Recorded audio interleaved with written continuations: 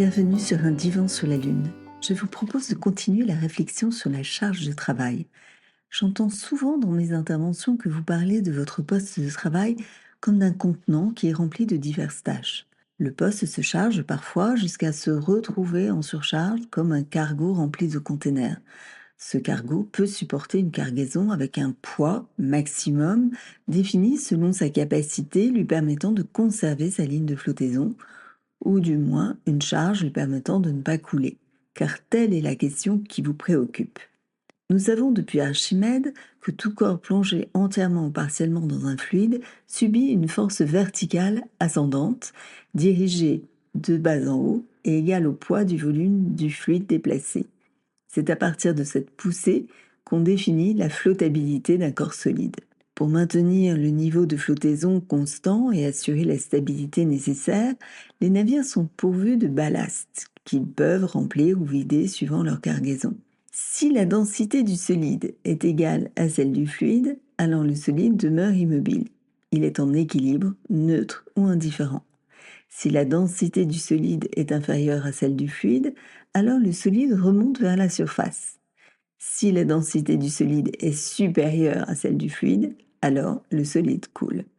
Vous voyez où je veux en venir. Cette métaphore m'a été inspirée par vos paroles. Je suis sous l'eau. Premier cas de figure, de plus en plus rare, la charge de travail est en équilibre. Le cargo flotte parfaitement. Les postes assurent une charge sans reste reporté. L'organisation est adaptée, les ressources suffisantes, les arbitrages sont pertinents, le manager et la ligne hiérarchique assurent leur rôle de régulation.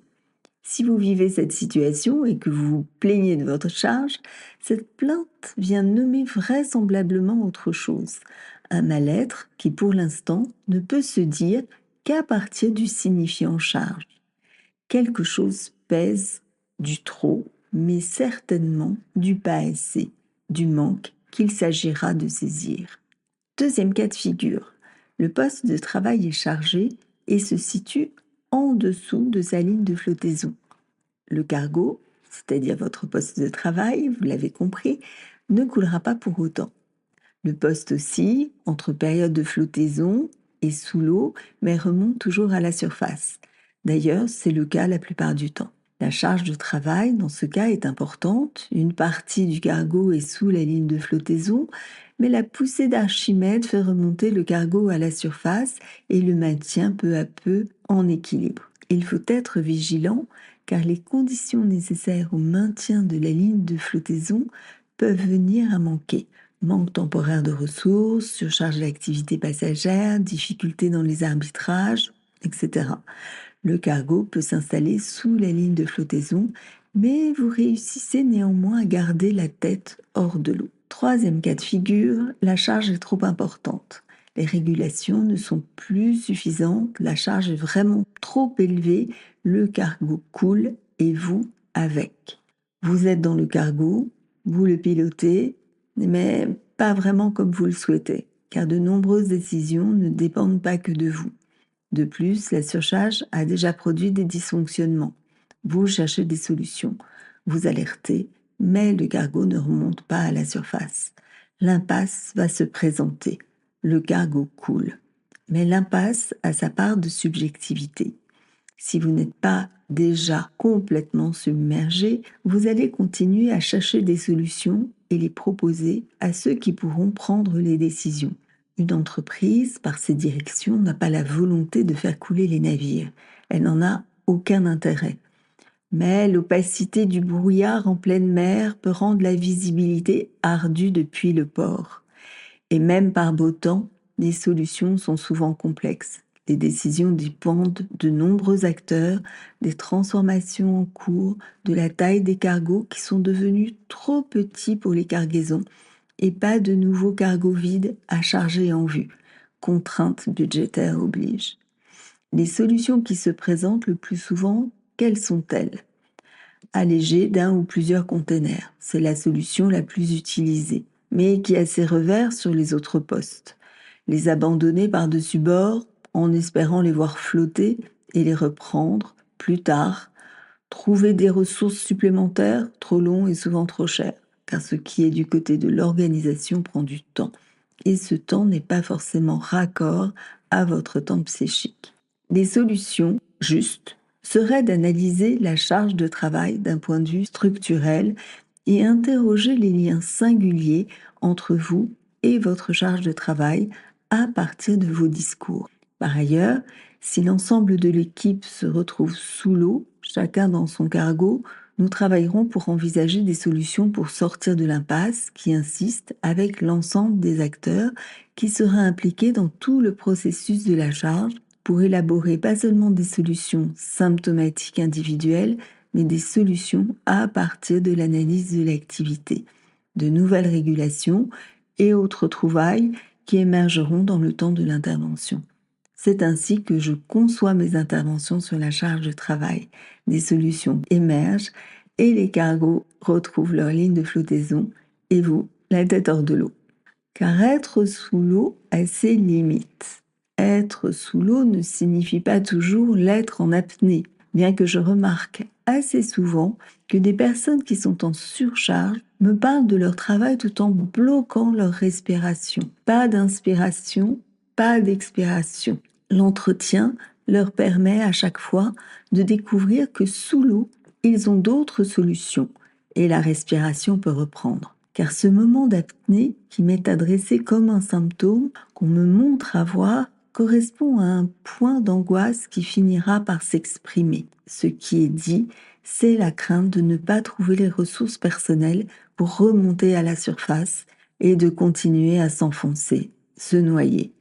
Si je suis là devant vous, c'est que les ressources humaines ont entendu votre alerte et je suis là, tout oui, non pas pour faire taire le symptôme, mais pour faire entendre ce que vous avez à dire, qui en toute logique commence à atteindre votre corps. Nous allons travailler afin que vous puissiez interroger cette subjectivité, confrontée à ce réel et trouver les possibilités de ne pas couler.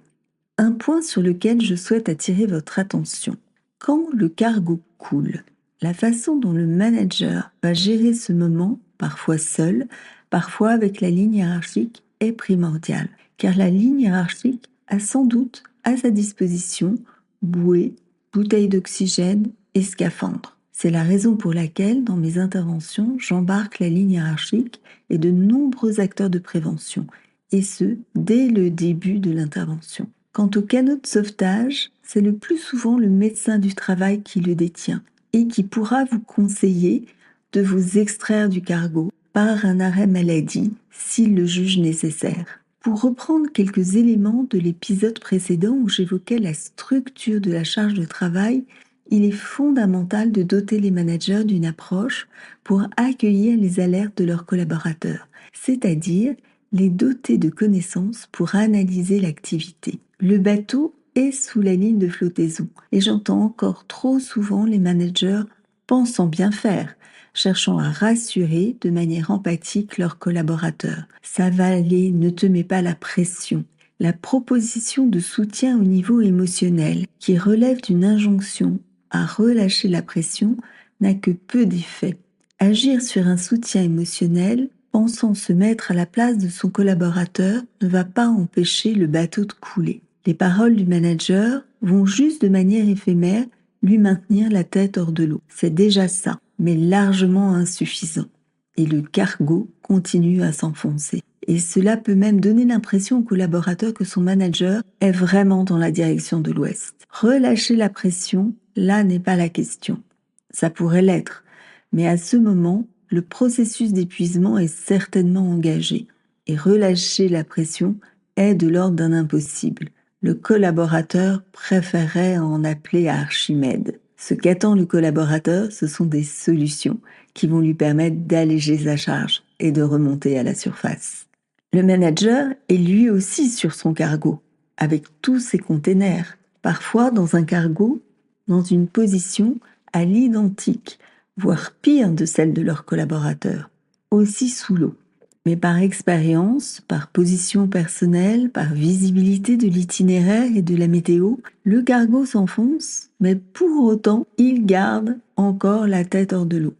Le risque pour le manager est de surestimer les capacités de ses collaborateurs à trouver par eux-mêmes les bouteilles d'oxygène, voire être dans le déni de la charge de ses collaborateurs. C'est ce que je nomme le risque empathique. Croire qu'on sait pour l'autre. En réalité, on ne sait pas. On ne fait que projeter soi sur l'autre. D'autant que le manager passe alors à côté de la demande du collaborateur. Et dans la question de la charge de travail, le collaborateur y est particulièrement sensible. Il veut que son manager le comprenne. La bienveillance au rendez-vous se situerait plutôt du côté de l'interrogation de son collaborateur sur ce qu'il a à en dire de son activité. Ce qu'il veut, ce qui insiste, ce sont des solutions du côté de la charge. C'est ça qu'il adresse à son manager. Car ce qui est inquiétant n'est pas seulement de couler, mais la crainte d'être confronté à la faute avec un grand F. Le collaborateur, même avec des tentatives de réassurance, craint qu'on lui reproche son absence de capacité à gérer la charge avec les risques attenants. Ne pas être au rendez-vous de l'attendu, ne pas atteindre ses objectifs, commettre des erreurs, subir les reproches des autres services ou clients. Et si sa parole n'est pas entendue, les symptômes du corps permettront d'adresser le dysfonctionnement d'une autre manière. La manière dont le manager va accueillir le dire d'un collaborateur sur la charge contribue à diminuer la part subjective de la charge du collaborateur, ce qui laissera le temps de trouver des solutions pour réguler la charge et éviter ainsi un mal-être qui aurait pu être évité, car une partie de la cause aurait été traitée en amont.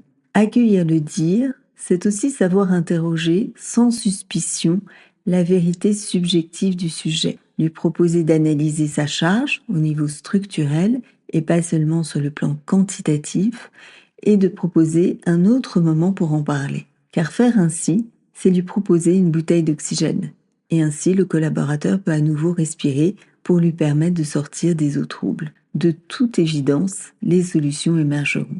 Car quand la charge augmente, il s'agit avant tout de faire produire du discours sur l'expérience des collaborateurs, afin de faire émerger des solutions sur la charge objective et le vécu subjectif. Les deux versants demanderont des réponses et des solutions adaptées. Agir au niveau de l'affect ne produit pas de la parole.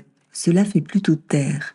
Faire taire peut être pratique quand on n'a pas de solution à apporter. Le savoir vient à manquer pour faire tenir l'activité et faire face aux symptômes des collaborateurs. Les symptômes étant plaintes, reproches, épuisement, conflits ou pire. Les solutions apportées le plus souvent par les managers sont fondées sur le principe de la patience, le délestage ponctuel et l'empathie. Principe qui fonctionne plutôt mal dans la surcharge de travail, car les collaborateurs qui ont atteint leur capacité d'absorption ne peuvent plus se contenter de promesses d'avenir meilleur, de délestage insuffisant ou non adapté, de l'affect qui ne sera jamais à la hauteur de leur vécu. Que faire? Savoir se taire à bon escient et faire parler, c'est ce que nous faisons en clinique analytique. Notre rapport à la parole tend à croire que parce qu'on parle d'une chose, on la crée ou on la rend trop consistante. Le principe est vrai, mais le milieu de l'entreprise manque souvent de paroles vraies, adressées, pertinentes. Les véritables problèmes peinent trop souvent à être abordés, alors que parler en amont éviterait de nombreuses crises, notamment en matière de charge de travail. La tâche du manager n'est pas facile. Il doit être vigilant à ne pas construire à son insu le point de rupture en tentant de faire au mieux dans un univers de contraintes et de conflits. Les managers ont la charge de faire tenir l'ensemble tout en maintenant des conditions de travail satisfaisantes, n'entraînant ni la perte de quantité, ni la qualité, ni l'altération de la motivation et du sens. Je ferai sûrement un épisode sur le management, un métier impossible tel que Freud l'avait envisagé pour éduquer et gouverner. Pour terminer cet épisode, quelques éléments cliniques sur le symptôme. Le symptôme est un montage psychique, une trouvaille qui vient se substituer à une expérience pour tenter d'y remédier. C'est une recherche de résolution qui permet de tenir. Le symptôme ne disparaîtra que quand il aura perdu son sens, qu'il ne servira plus à rien, et non en lui ajoutant des significations et des interprétations qui renforcent sa nécessité. Quand les symptômes sont trop envahissants, il est préférable de consulter, car l'insistance vient cacher un savoir qu'il convient de faire émerger et de déchiffrer au niveau de l'inconscient. On ne fait pas taire un symptôme. Ce qu'il s'agit de faire, c'est de tirer le sujet de sa part insupportable pour qu'il invente d'autres solutions. Si ce qui de la rencontre avec la charge de travail oblige aux symptômes, alors un allègement de la cause peut être traité dans l'entreprise, c'est-à-dire un travail sur la charge de travail sur le poste. Par contre, la personne envahie par les symptômes devra être adressée à un clinicien en espérant qu'elle s'en saisira. À bientôt sur un divan sur la Lune.